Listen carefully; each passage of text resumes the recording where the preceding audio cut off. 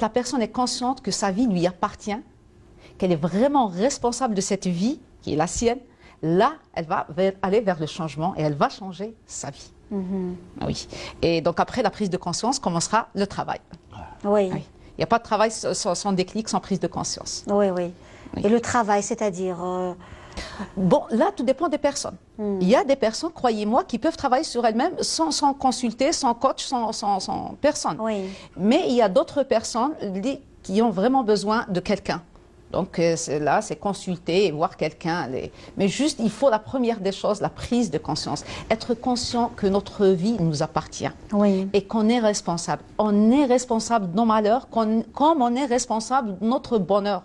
Oui. Là, on doit être conscient à cela. Rabbi subhanahu ma yadlamsh. Oui. D'accord. Donc, ce qui m'arrive, je suis responsable. Donc, en quoi? Ça peut être mes pensées. Pas mes faits, mais mes pensées. Parce que là, on parle... Les pensées négatives. Oui, parce que quand il y a des pensées négatives liées à des émotions négatives, ça crée des vibrations. Et ces vibrations, c'est ce qu'on appelle maintenant la loi d'attraction. Oui. Donc, attire tout ce qui est négatif. Oui, Et oui. il y a même le proverbe qui dit « un malheur n'arrive jamais seul ». Pourquoi? C'est parce qu'une fois la personne, elle est dans le malheur, elle commence Oui. à être négative, donc elle va attirer tous les malheurs du monde. Oui, oui, Mais La théorie des séries. oui, oui.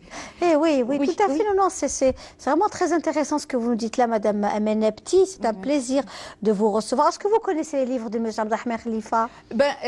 j'en ai vu, mais je ne savais pas Que c'était c'était le le monsieur, monsieur, que oui. vous avez à côté de vous. Oui, oui. Voilà. C'est pour ça que vraiment aujourd'hui, j'ai le plaisir de le rencontrer. Je suis Moi, vraiment... moi, je suis content d'avoir une personne positive à côté de moi. Merci beaucoup. Voilà. Merci beaucoup, monsieur. Et qui apporte de la positivité. Puisqu'on rit. Absolument, absolument, tout à fait. Merci Et je beaucoup. pense que c'est aussi très, très important de commencer l'année avec des résolutions, de se faire Positif. un programme. Oui. Positif. Même quand on fixe un objectif, on doit le fixer dans le positif, dans l'affirmatif. Pas par exemple, je ne veux pas de cela, ou là, je vais arrêter cela. Oui. Ah, Ou là, d'accord. Non, c'est que voilà ce que je veux. Voilà là où je veux aller, où je veux arriver. Voilà ce que je veux. Là, aller dans le positif. D'accord. Nos objectifs doivent être dans Même le dans la positif. façon d'exprimer, Eh la chose Faut pas ne qu'il y ait doit la pas négation. être... Il ne Oui, faut pas oui. qu'il y ait que ce soit dans le négatif. Parce que le cerveau ne connaît pas la négation. Donc là, on le programme. Et comme je vous l'ai dit, et on va attirer. Là, si vous permettez, je vais vous Oui. raconter une petite anecdote. Il y a une demoiselle qui m'a dit, pourquoi, madame, moi, je veux un homme de grande taille. Oui. Mais à chaque fois, il y a des hommes de petite de taille qui viennent. Oui. Je lui ai dit, comment tu penses? Elle me dit, toujours, je me dis, je ne veux pas d'hommes petits de taille. Je lui ai dit, donc tu les attires. Donc pense à rencontrer un homme grand de taille, tu vas le rencontrer. Et finalement, c'est ce qui est arrivé. Voilà. Donc on C'est doit pas penser mal, à ce ça. qu'on veut. Oui, Alors, oui. elle est arrivée ou pas? Oui. Ben oui. Oh oui, sérieusement, là, croyez-moi, elle est arrivée. Ah ben écoutez, c'est magnifique, Oui, voilà. oui, oui. Donc on doit Si faire c'était très que ça, attention à oui. nos pensées. Oui, Comment oui. je dois faire pour écrire beaucoup de livres? Juste, vous vous programmez là. Déjà, pensez à... L'objectif, il doit être précis. Donc, combien de livres par an?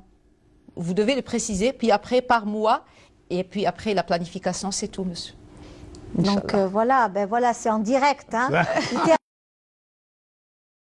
Parce que le temps, pour nous, pour personne ou entreprise, il est linéaire, il n'est pas cyclique. Donc, quand on le perd, ça y est. Oui. Là, dans l'entreprise, on apprend aussi à gérer le stress. Parce que c'est très important, des personnes stressées, ça veut dire qu'il y a toujours des conflits. Oui. Donc là, l'entreprise ne pourra pas avancer.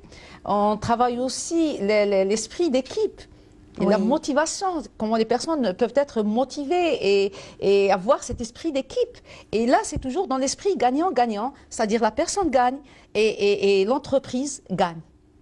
C'est ça l'objectif Oui. de travailler avec les Et donc, les ça fait combien entreprises. d'années que vous êtes dans ce monde Mes formations, je oui. les ai faites, j'ai commencé à les faire en 2005. Oui, ici en Algérie, Oui, ailleurs oui. ici Oui, je les ai faites ici en Algérie. Il y avait des personnes qui venaient d'extérieur. Oui. Parmi ces personnes, il y avait Allah yarhamou, il est bien connu, le Faqih. Brahim El-Faqih, donc c'est quelqu'un qui est vraiment un arabe qui est connu dans ce domaine de développement personnel. Et là, j'étais formée en PNL, j'étais formée en graphologie, c'est-à-dire l'analyse de la personne à travers l'écriture, oui. tout ce qui est développement personnel. Oui. Mais bon, les conditions, j'ai travaillé juste avec mon entourage. Oui. D'accord. Mais en 2009, j'ai commencé à travailler avec les entreprises.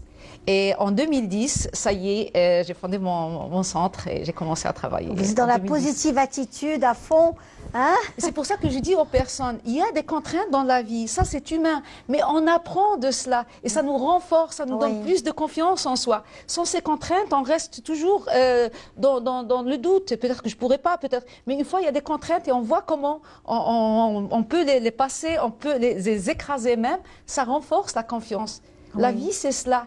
La personne, elle se sentira bien, elle se sentira... Donc là, je demande à toute personne que les contraintes, il ne faut pas les prendre du côté négatif, prenez-les du côté positif. Comme un challenge. Oui, comme un challenge. Oui, ça renforce notre personne. Oui. Voilà, donc c'était là un très beau reportage où on a découvert les enfants. Vous travaillez aussi avec les enfants, Madame Amel Nebti? Oui. C'est des ateliers qui ont deux côtés. On prend le côté personnel, c'est-à-dire on apprend à l'enfant comment il développe sa confiance en lui-même, son estime de lui-même, et en même temps le côté développer la mémoire, la concentration. Mais on insiste beaucoup plus sur la personne. Oui, sur l'estime de soi. Oui, l'esprit d'équipe, développer l'empathie, tout cela, parce que c'est très, très, très important. Et moi, j'ai une conviction que l'enfant, c'est vraiment le tout. Une fois qu'on travaille sur l'enfant, on est rassuré, parce que c'est la base. C'est la base. Tout à fait, oui. tout à fait. Alors justement, Abdelrahmane Khalifa, peut-être un mot